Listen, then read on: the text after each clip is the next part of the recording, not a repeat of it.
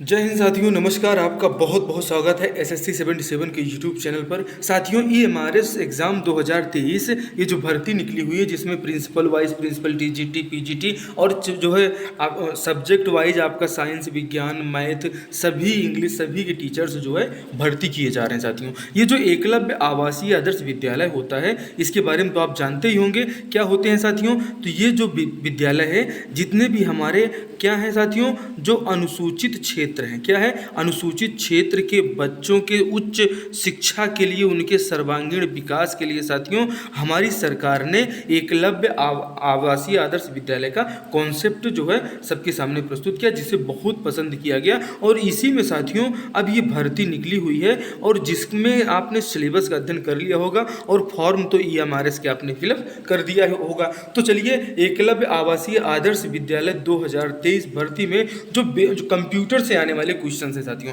Computer का syllabus आपके exam में है, कंप्यूटर साइंस वाले, कंप्यूटर वाले, और आप UP PSC, RO, ARO, CGPSC, MP police, all India exam, DSSB, NBS और स्पेशल हमारे एकलव्य आवासीय आदर्श विद्यालय वाले, या कि सभी उनके लिए जिनके यहाँ कंप्यूटर सिलेबस में है, तो भाई साहब आपको पूरा सिलेबस हम कंप्लीट करवा रहे हैं। एग्जाम का नाम होगा ईएमआरएस। आप जानते हैं एकलव्य मॉडल रेसिडेंशियल स्कूल, इसका सबसे पहले तो फुल फॉर्म ही यही हो जाता है।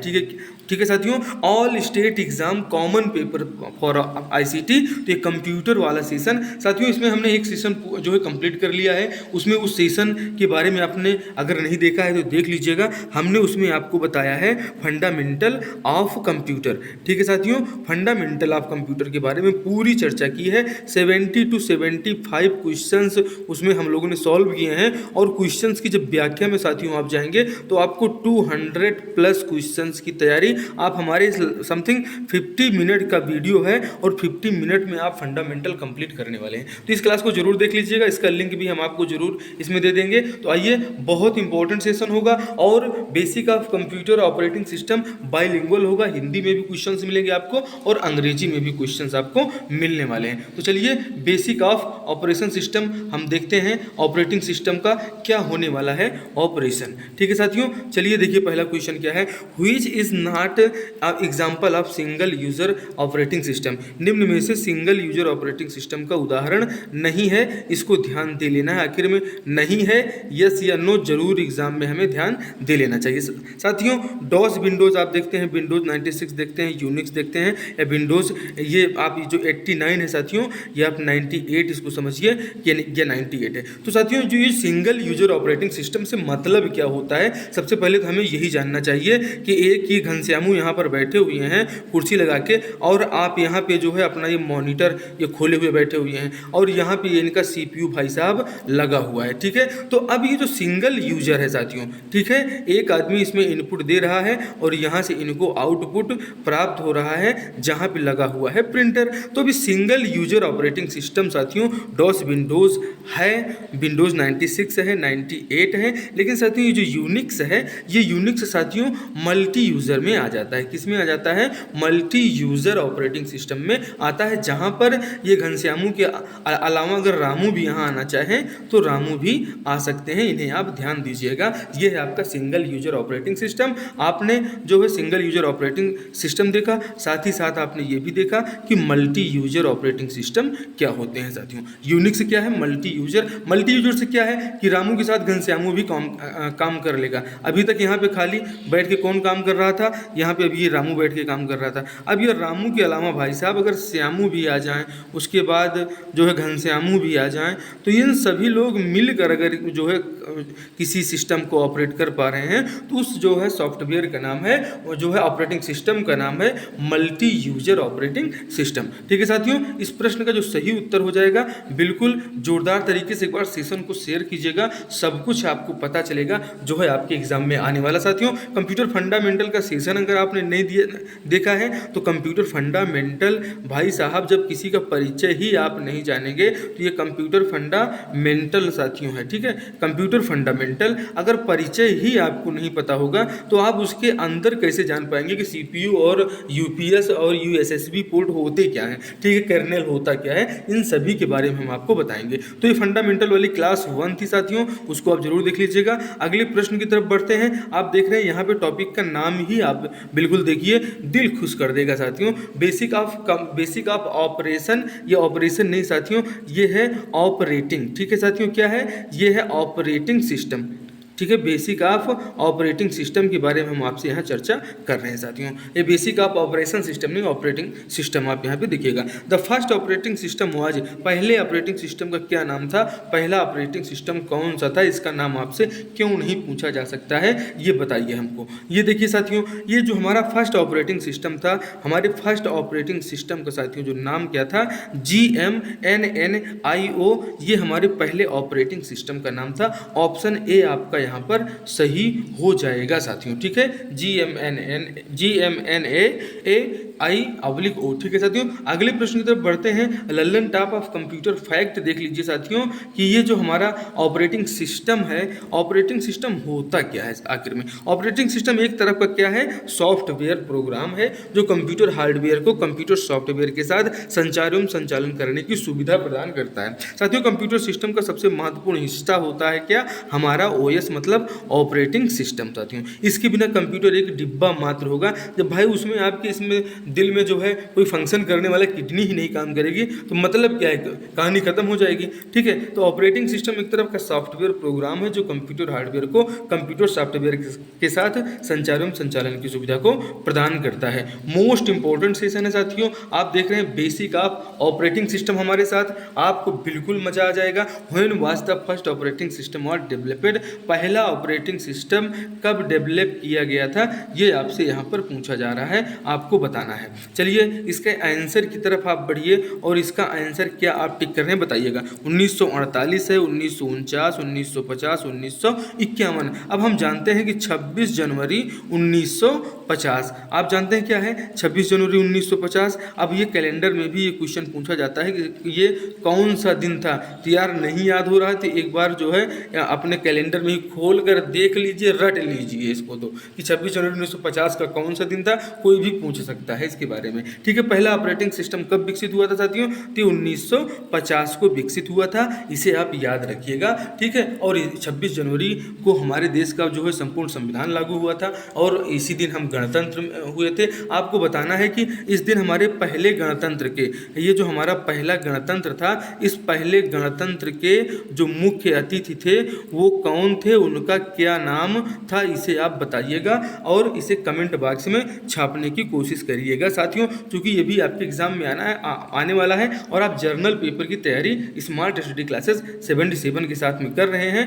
अगर आपने साथियों चैनल को अभी तक सब्सक्राइब नहीं किया है तो बिल्कुल चैनल को सब्सक्राइब कर लीजिए, क्लास मोस्ट इंपॉर्टेंट है। और निसंदेह साथियों एक ऐतिहासिक सेशन आप देख रहे हैं, आप अपने जो है सफलता के लिए एक तीर और एक धनुष से एक ऐसा निशाना लगाने वाले हैं जो बिल्कुल परफेक्ट लगने वाला है। चलिए तो देखते हैं क्या है अगला क्वेश्चन, जो है बेसिक ऑपरेटिंग सिस्टम, ठीक है। ऑपरेटिंग सिस्टम में साथियों कंप्यूटर में ऑपरेटिंग सिस्टम का क्या कार्य है, मतलब काहे लिए हम लोग इतना परेशान हैं कि भाई हम लोग ऑपरेटिंग सिस्टम की चर्चा और एग्जाम में क्वेश्चन भी पूछा जा रहा है। आखिर में आप तो भर्ती होने कहाँ जा रहे हैं, आप आवासीय विद्यालय में टीचर बनने चल रहे हैं। तो आजकल कंप्यूटर बहुत ज़रूरत की चीज़ हो गया है ना, तो ये भी आपको जानना चाहिए साथियों कि ऑपरेटिंग सिस्टम मतलब करता क्या है। आप वहाँ जाएंगे तो क्या करेंगे, बच्चों को पढ़ाएंगे ना अपने सब्जेक्ट के हिसाब से, और ये ऑपरेटिंग सिस्टम का सब्जेक्ट क्या है, इसका सब्जेक्ट है मेमोरी को मैनेजमेंट करना। मतलब आपने पहले देखा कि कंप्यूटर में अगर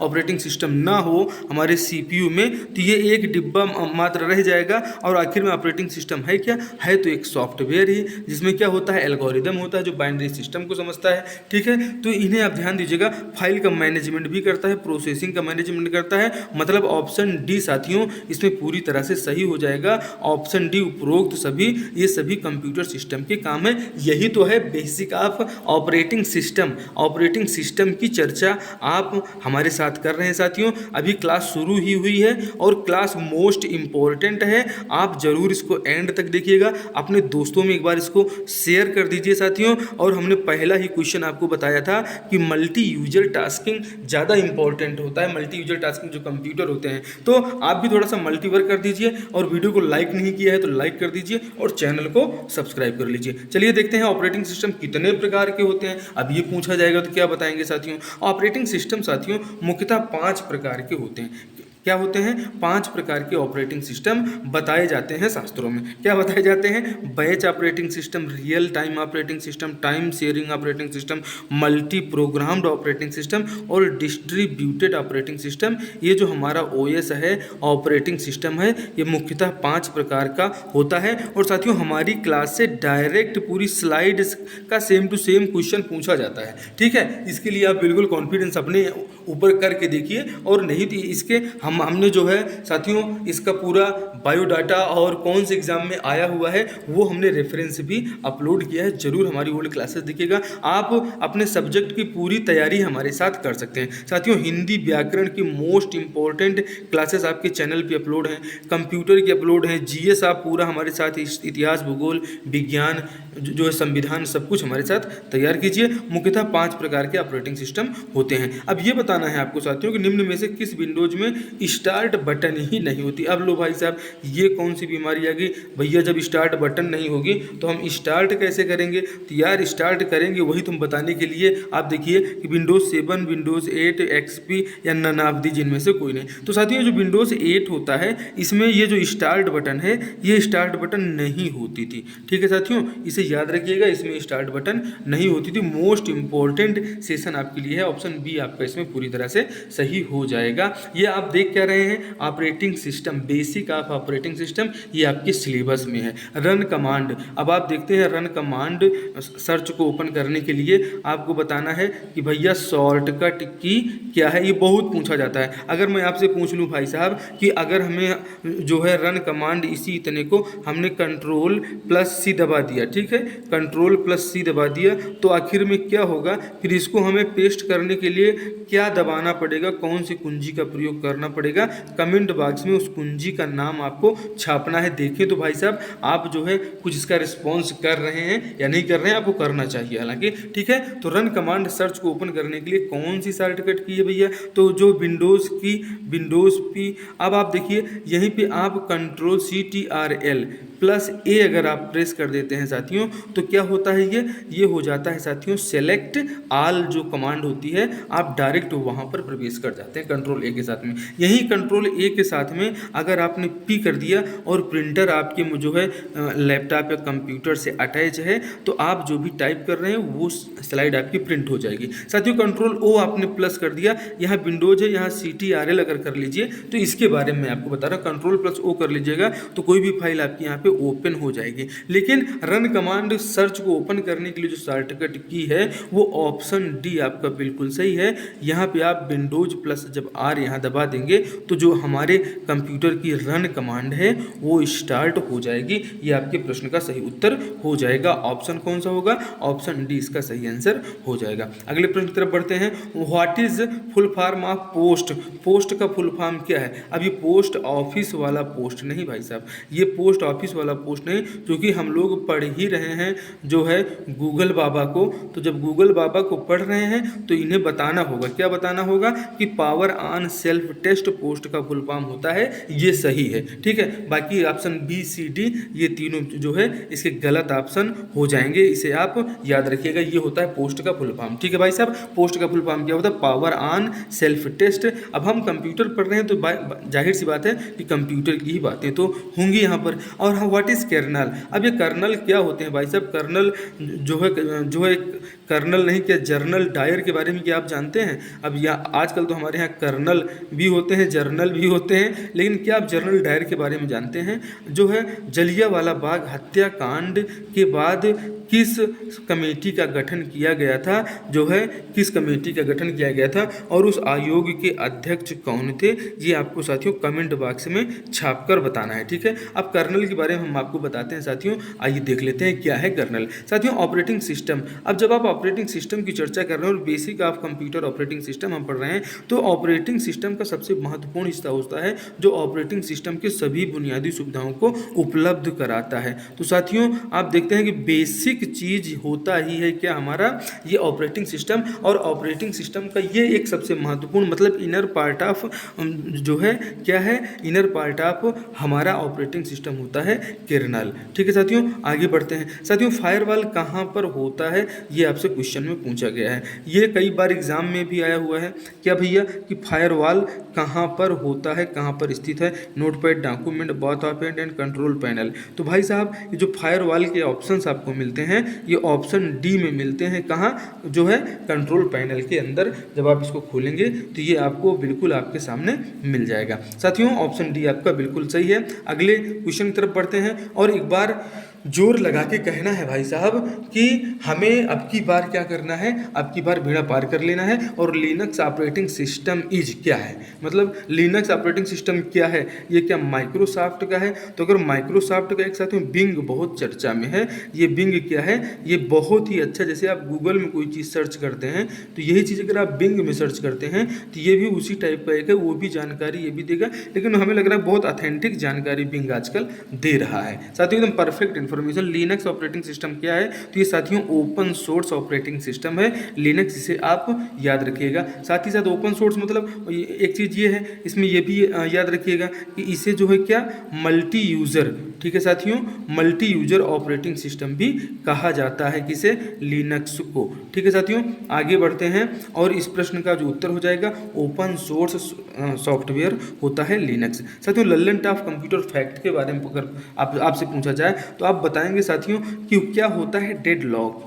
डेडलॉक क्या होता है? साथियों डेडलॉक के बारे में अगर आपको बताया जाए तो ये अगर कंप्यूटर भैया हैं और कंप्यूटर भैया यहाँ पे काम कर रहे हैं, अब जब यहाँ पे काम कर रहे हैं और एक कंप्यूटर भैया जो है इन्हीं के अंदर दो कमांड जो है चल रही है। अब यहाँ पे दो कमांड जो है यहाँ हमारे टाइपिस्ट महोदय ने टाइप कर दिया और ये दोनों कमांड एक ही चीज़ को करना चाहती हैं और क्या है इनका टाइम भी साथियों उस समय क्या होता है?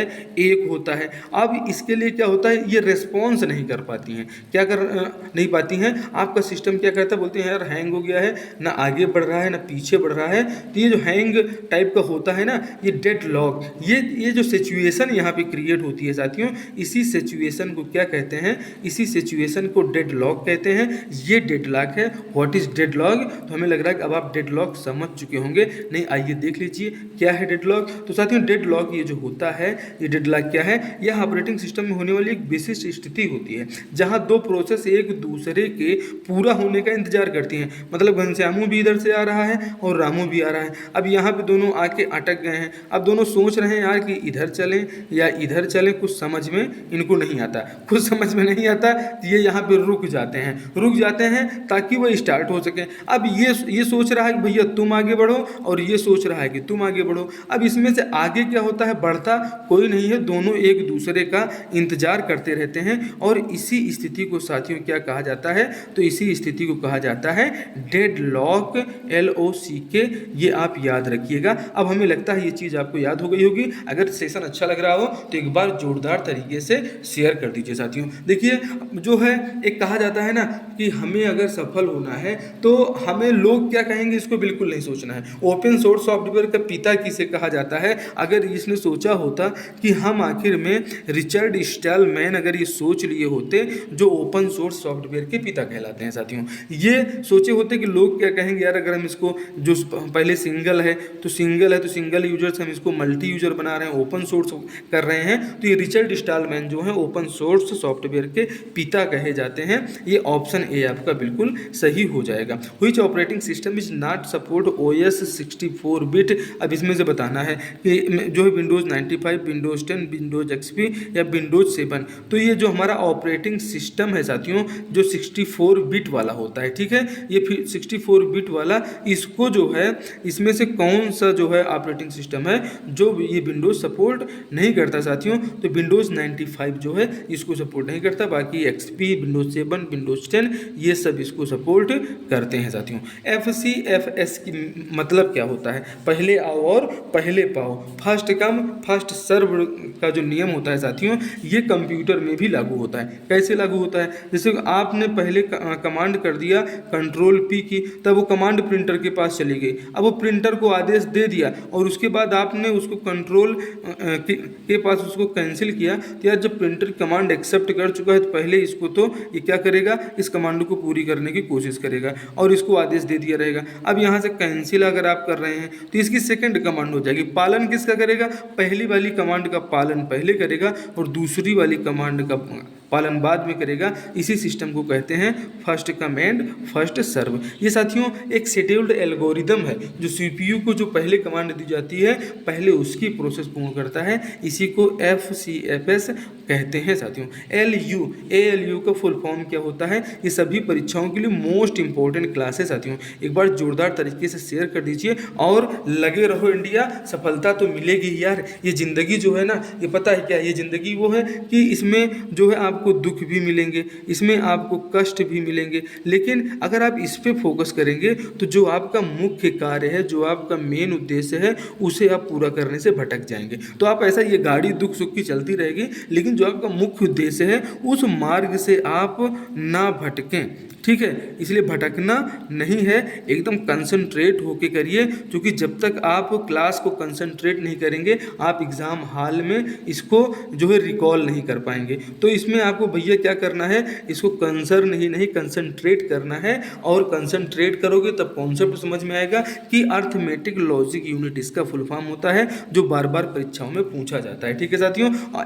Algebra logic unit, arithmetic logic unit, none of this नहीं, ऑप्शन ए इसमें आपका सही हो जाएगा। ALU का फुल फॉर्म यही होता है, आप सभी जानते भी तो हैं यार इसको, ठीक है। आगे बढ़ते हैं, देखते हैं क्या है जो है इन MICR which of the following is the meaning of C। मतलब ये जो C है, इस C का मतलब क्या है?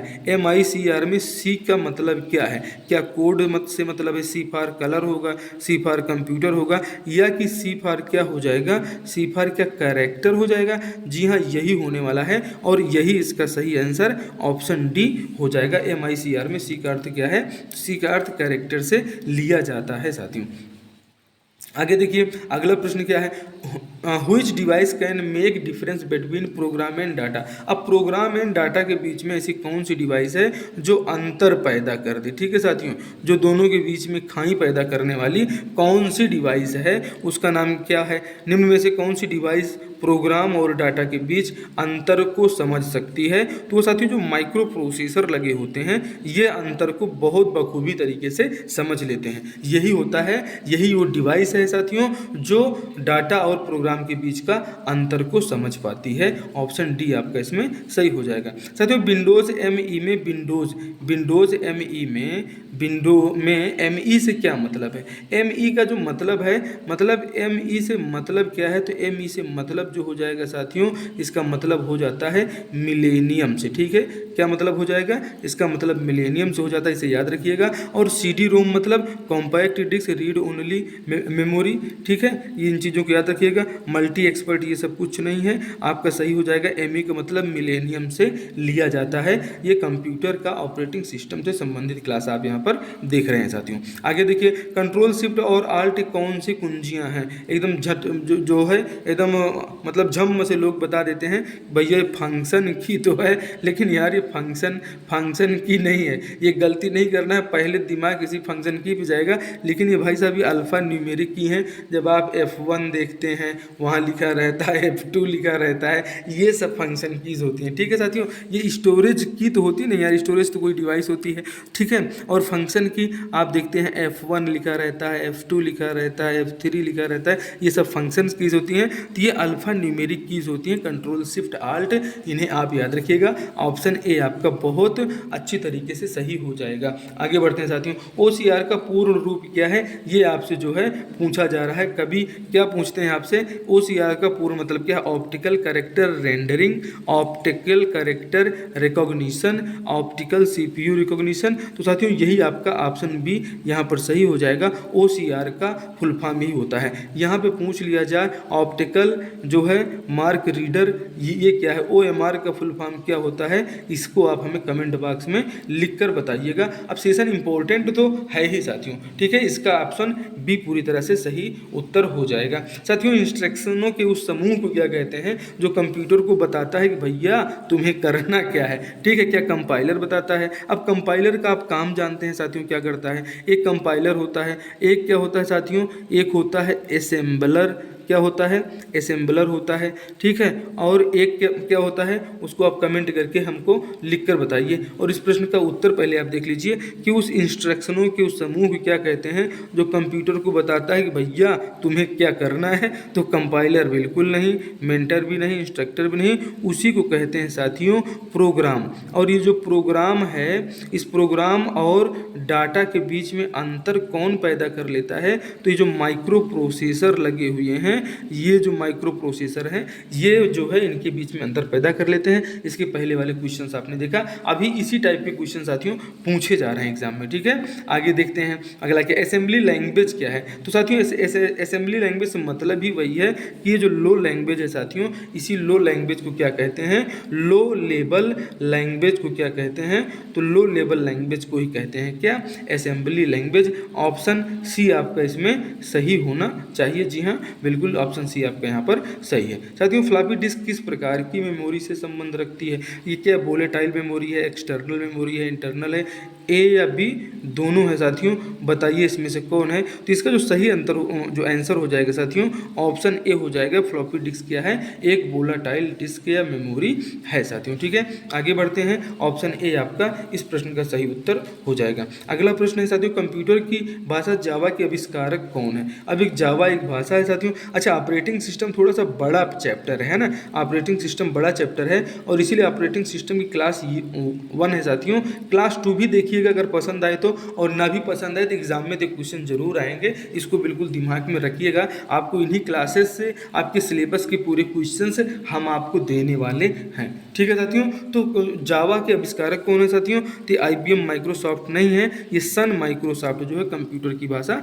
जावा के आविष्कारक माने जाते हैं साथियों, ऐसा शास्त्रों में लिखा गया है। आगे देखते हैं, कंप्यूटर के पूरी तरह ऑन होने के पश्चात कौन सी स्क्रीन दिखाई देती है। अब यहाँ ये CPU भैया यहाँ बैठे हुए हैं अपना आटन बटन लिए, और यहाँ पे आपके मॉनिटर भाई साहब बैठे हैं। अब यहाँ से ये जो है इससे लिंक्ड हैं, ये यहाँ पे लिंक्ड है। अब जब आपने यहाँ पे बटन दबाया साथियों, जब बटन दबाया तो यहाँ पे एक स्क्रीन दिखती है आपको, ये जो स्क्रीन दिखती है इसको कहते हैं डेस्कटॉप। और जब पूरी तरह ऑन हो जाएगा तो सबसे पहले आपको क्या दिखेगा, डेस्कटॉप ही दिखेगा। ये आपके प्रश्न का सही उत्तर हो जाता है, ऑप्शन बी इसका सही है। कंप्यूटर के पूरी तरह ऑन होने के पश्चात कौन सी स्क्रीन दिखाई देती है, तो यही स्क्रीन दिखाई देती है भैया। आगे बढ़ते हैं जो है, तो ये देखिए, free classes for EMRS exam please visit again.